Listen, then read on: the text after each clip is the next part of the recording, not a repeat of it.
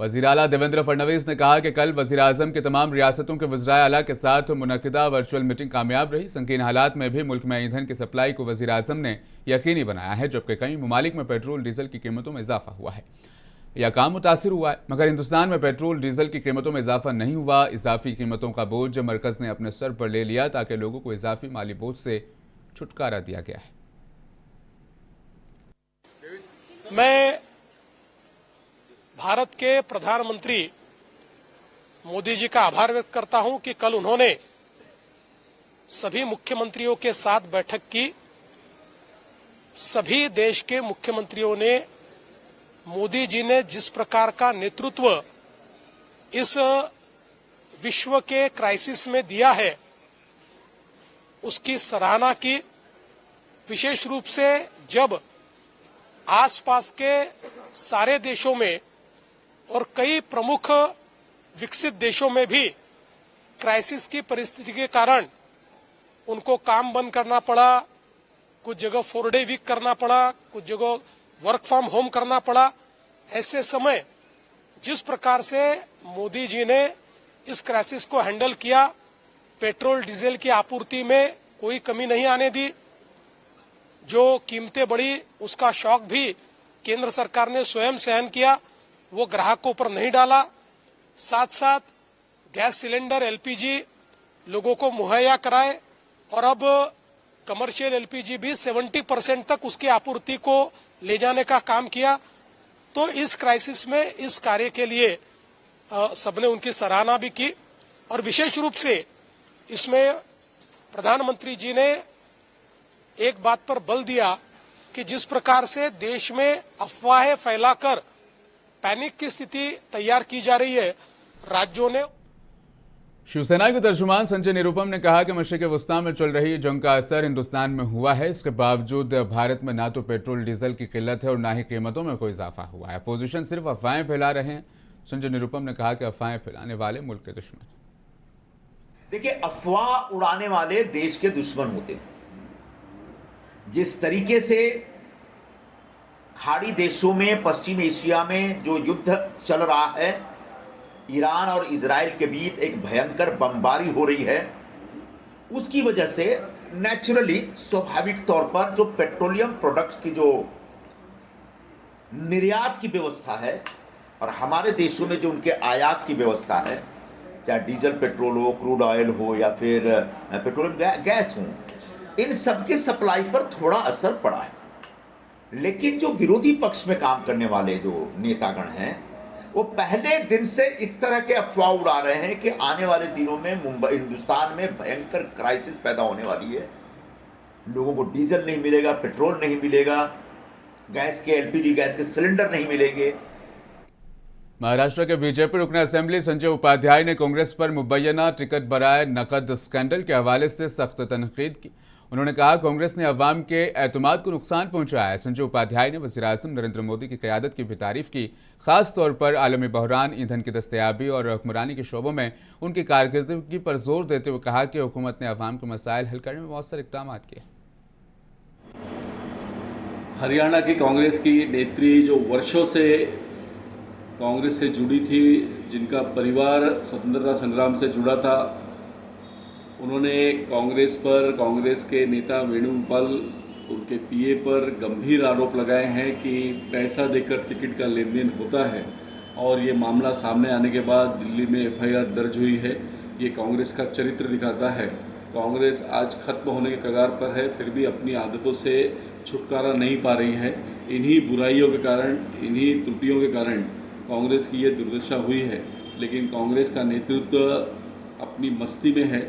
वो युवराज समझ रहा है कि इस देश पर उसके बाप का ही अधिकार है और अभी भी आत्मचिंतन करने को तैयार नहीं है। ये कांग्रेस को।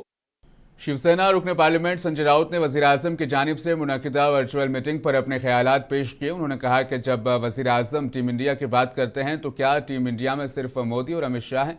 संजय राउत ने कहा महाराष्ट्र असेंबली में पहले अपोजिशन लीडर के इंतखाब की जरूरत है। प्रधानमंत्री ने कहा है कि लॉकडाउन नहीं लगेगा। राज्य के मुख्यमंत्री गए थे, जनता को विश्वास दे रहे कि लॉकडाउन नहीं लगेगा, तो उसका स्वागत करना चाहिए। प्रधानमंत्री ने टीम इंडिया की बात की, लेकिन आपके टीम इंडिया में कौन है ये भी बता दीजिए। क्या टीम इंडिया में 111 तक सिर्फ अमित शाह और मोदी है? बता दीजिए। महाराष्ट्र में अगर आप टीम महाराष्ट्र बनाना चाहते हो हमारे मुख्यमंत्री महोदय, तो सबसे पहले विधानसभा और विधान परिषद में लीडर ऑफ अपोजिशन की नियुक्ति करो, तब आपकी टीम महाराष्ट्र हो जाएगी।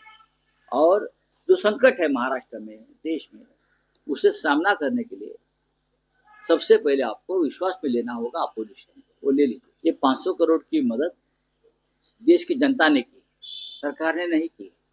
आपको मालूम है ना, ये कश्मीर की जनता ने जब वहाँ के स्कूल पर हमला हो गया और 200 लड़कियों का मृत्यु हो गई, दर्दनाक, खौफनाक, तब ये सिंपैथी, ये भावना जाग उठी कि हमको बच्चों को मदद करनी चाहिए। और वहाँ की जनता ने देश भर से इकट्ठा होकर 500 करोड़ रुपए जमा किए और ईरान को दिया। अच्छी बात है। मुंबई में वेस्टर्न इंडिया ऑटोमोबाइल एसोसिएशन की खवातीन की रैली का आगाज हुआ, जिसमें तकरीबन 300 खवातीन ने 125 किलोमीटर का सफर national sports club of India Worli से खोपोली तक बगैर जीपीएस का तय किया। रैली का मकसद खवातीन को बाख्तियार बनाने, मोटर स्पोर्ट्स, सड़क की हिफाजत, माहौलियात और मोबिलिटी के हवाले से आगाही फैलाना था। शुरका ने तख्लीकी थीम्स के जरिए ताकतवर पैगामात पेश किए। शुरका ने कहा कि खवातीन की शिरकत और तख्लीकी इजहार के जरिए ये पैगाम हर घर तक पहुँचाया जा सकता है कि खवातीन न सिर्फ ज़िंदगी बल्कि सड़क पर भी अपनी राह खुद चुन सकती हैं।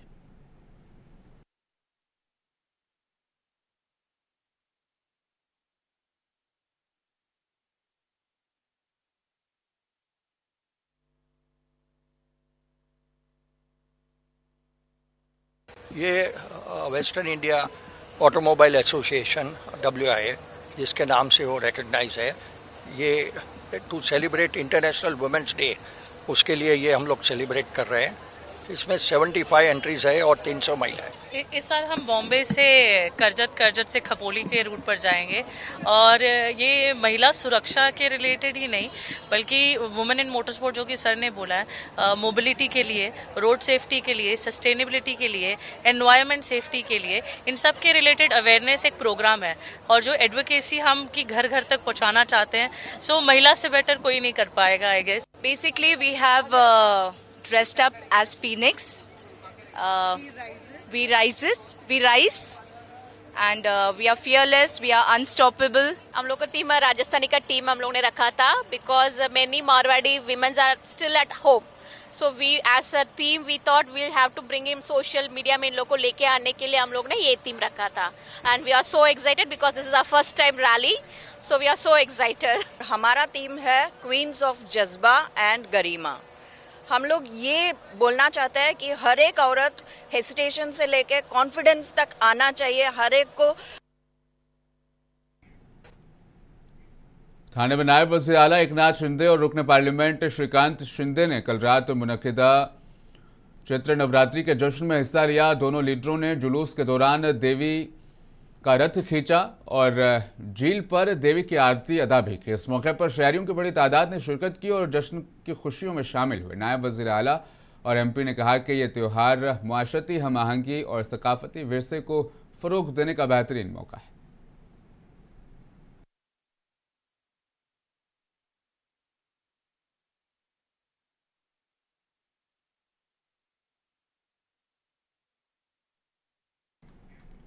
मुंबई की मेयर ऋतु तावड़े ने मुख्तलिफ मौज़ूआत पर बात करते हुए कहा कि महाराष्ट्र के वज़ीर आला देवेंद्र फडणवीस ने सिवन अस्पताल के दूसरे मरहले का भूमि पूजन किया, जो शहर की सेहत के शोबे में एक अहम कदम है। मेयर ने मुंबई के इलाके में गैरकानूनी मिल्कियों बशमूल बांग्लादेशी शहरियों के लिए कायम किए गए हिरासती मरकज़ पर भी तबसरा किया। उन्होंने कहा कि हुकूमत और इंतज़ामिया को इस मामले में शफाफ और इंसानी हुकूक के मुताबिक इक़दाम करने चाहिए। 3335 बेड वहाँ पे उपलब्धि होने वाली है। मुंबई के लिए बहुत बड़ी खुशखबरी है। सायन हॉस्पिटल इतने, हम लोग बोलते हैं ना, अद्ययावत, बहुत ही बड़े पैमाने पे मुंबई कर के लिए ओपन, मतलब है ही चालू और अच्छी तरीके से ये काम हो रहा है। आप देख रहे हैं ट्रिपल इंजन सरकार में कितने बड़े बड़े काम हो रहे हैं मुंबई कर के लिए, है मुंबई की सेवा के लिए। BM इच्छा मरण के बारे में आप बात कर रहे हैं ना, इच्छा मरण के बारे में विषय ऐसा है कि किसी भी पेशेंट को, रुग्ण को, वो अपना लेटर एमओएच के हाथ में देके हम उसको संभाल के रखते हैं, लेकिन उसका इम्प्लीमेंटेशन नहीं करते। उसको एक हम लोग क्या बोलते हैं, एक तिजोरी में जैसे हमारे पॉकेट में आके हमने रखा है उनका लेटर, उनकी इच्छा, लेकिन उसका इम्प्लीमेंटेशन उनके रिलेटिव्स को ही रहता है, उसका अधिकार। लेकिन हाँ, अब कोर्ट के माध्यम से बीएमसी के पास वो एक प्रावधान है कि वो उनका लेटर लेके एमओएच अपने पास रख सकते हैं।